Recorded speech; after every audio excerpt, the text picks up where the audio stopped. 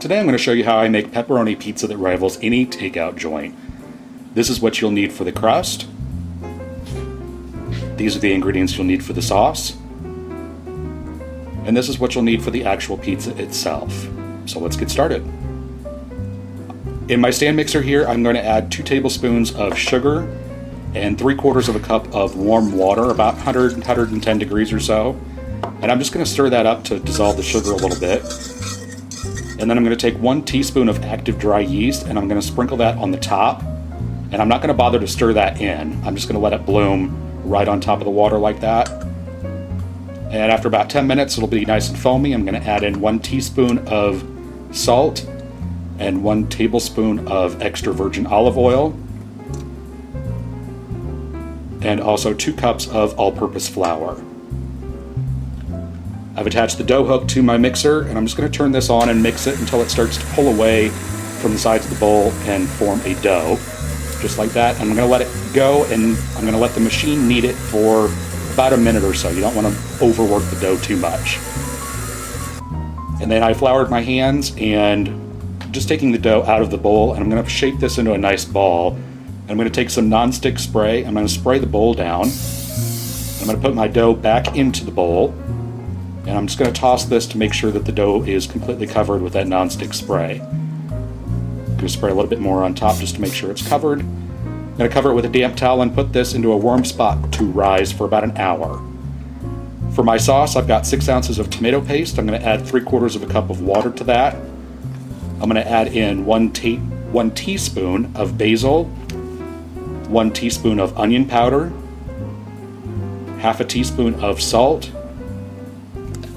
half a teaspoon of oregano, and half a teaspoon of garlic powder. And using a whisk, I'm just going to whisk this together, and I'm heating this over medium heat, and you want to continue to stir this as you're heating it. And once it gets nice and bubbly, I'm going to turn the heat off, and I'm going to stir in 1 tablespoon of freshly grated Parmesan cheese. You just want to mix that in until it's melted, and then you want to set this off to the side and let it cool completely before you use it.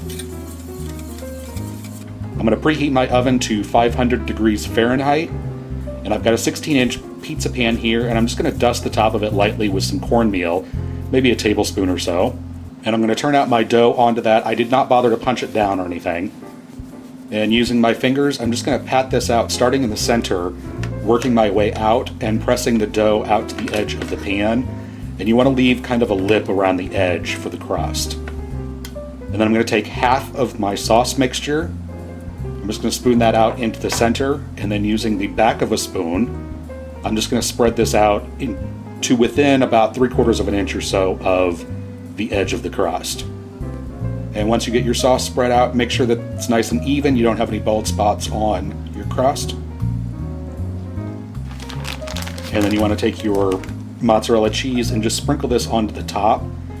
And you want to make sure that you get the cheese all the way to the edge of the sauce. You don't want to cover the crust, but you want to cover the sauce with your cheese. And then I'm going to take my pepperoni, and starting on the outside, I'm going to place a row of pepperoni. And I'm keeping the pepperoni relatively close to each other because they do shrink up when they bake. And I'm going to go around and continue filling in the center, kind of overlapping the slices, so it looks like that. And I'm going to place that into the oven and bake it for 7 minutes until it's nice and golden brown and looks like that. And then I'm just going to take my pizza cutter and slide it underneath and around the edge and make sure that the pizza's not stuck to the pan, and it shouldn't be with the cornmeal. And I'm just going to cut this into 8 slices, and you can use this crust and this sauce for any toppings that you'd like on your pizza. If you want sausage, Canadian bacon, if you want a vegetarian, whatever you like and whatever is your preference, this is perfect for that. And then go ahead and serve yourself up a slice. And there you have it.